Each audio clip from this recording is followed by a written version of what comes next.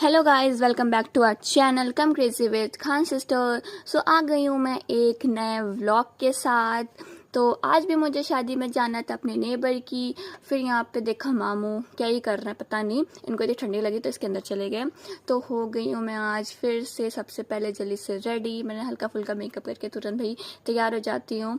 और फैमिली में ऐसा एक मेंबर होता है जो तुरंत तैयार हो जाए, उसमें से कि मैं हूँ, तुरंत तैयार हो जाती हूँ। फिर भाई हम लोग निकल गए, यहाँ पे मेला देखा।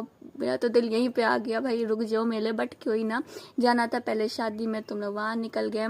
तो यहाँ देख सकते हैं, कहीं जाओ और ट्रैफिक ना मिले ऐसा हो ही नहीं सकता है। ट्रैफिक की वजह से आधा मूड तो वहीं ख़राब हो जाता है, बट कोई ना, हम लोग पहुँच गए हैं लॉन। तो यहाँ देख सकते हैं ऑलरेडी इतनी भीड़ थी, इतनी गर्मी।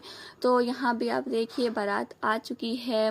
तो बस वही वेट कर रहे थे। अब उसके बाद यहाँ पे आज उमर को पता नहीं क्या हो गया था, सुबह से इतना रो रहा था।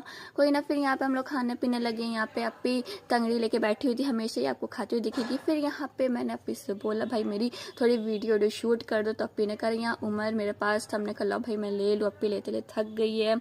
तो यहाँ पे अपी से मैंने फिर से बोला फ़ोटो शूट कर दो, फ़ोटो के बिना तो कुछ होता ही नहीं आजकल। फिर यहाँ नीचे गए तो अम्मी बैठी हुई थी उमर के साथ। फिर हम लोग खाए पिए फिर निकल गए, क्योंकि इतनी गर्मी हो रही थी भाई, घर ही नज़र आ रहा था। फिर रास्ते में मामू को सीएनजी पड़वानी थी, तो हम लोग रुके पेट्रोल पंप।